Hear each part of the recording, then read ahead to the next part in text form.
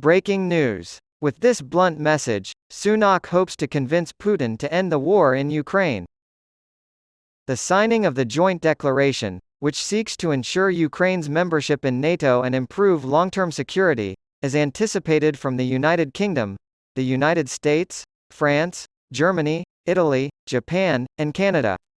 Rishi Sunak has said that NATO is where Ukraine belongs, and he has called on the country's leaders to make demonstrable progress toward Ukraine's membership in NATO. The Prime Minister has stated that Britain will stand with Ukraine for as long as it takes, and that Western leaders need to send a strong message to Russian dictator Vladimir Putin. However, Mr. Sunak acknowledged that Ukraine joining NATO is not the question for right now, whilst they are in the midst of a conflict. Mr. Sunak made these remarks in advance of the upcoming NATO summit in Lithuania. "I've always said that Ukraine's rightful place is in NATO and that we stand by the language of Bucharest in 2008.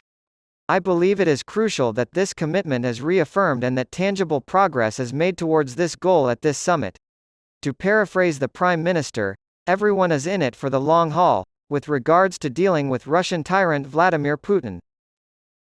He also said that if the Ukrainian government received unwavering support, President Putin might reconsider his disastrous invasion. He told the press, "There is no point in just waiting out the West, and not just the West but the alliance of people that have formed to support Ukraine."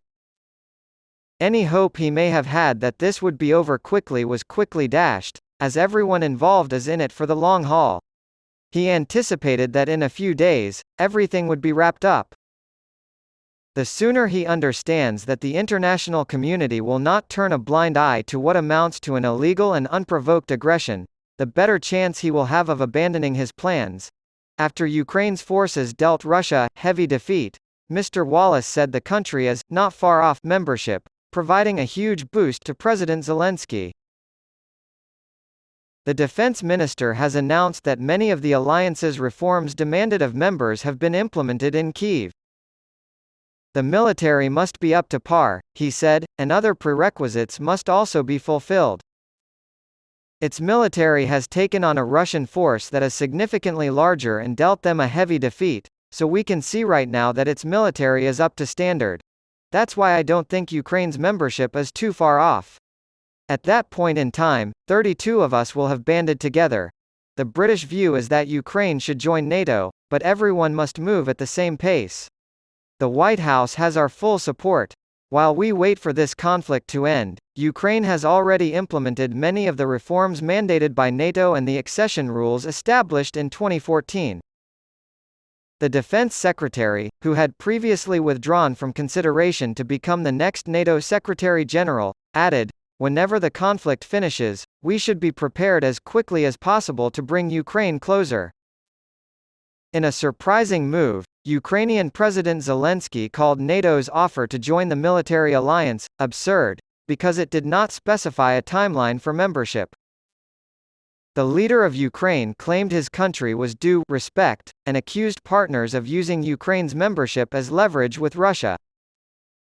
According to Mr. Zelensky, Russia now has motivation to continue its terror because of the delay.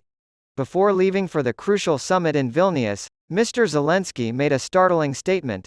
"It's unprecedented and absurd when the time frame is not set neither for the invitation nor for Ukraine's membership." Even for inviting Ukraine, nebulous language about conditions is added. It appears that neither NATO nor its members are prepared to extend an invitation to or admit Ukraine as a member. This leaves open the possibility of negotiating Ukraine's membership in NATO with Russia. And this gives Russia a reason to keep up its terrorist activities. Vulnerability takes the form of uncertainty. And I will talk about this at length at the summit. According to the proposed agreement, NATO will extend an invitation to join the alliance when allies agree and conditions are met for Ukraine to join. However, President Zelensky received a significant boost last night when G7 leaders pledged to provide Ukraine with additional military equipment, intelligence, training programs, and joint exercises.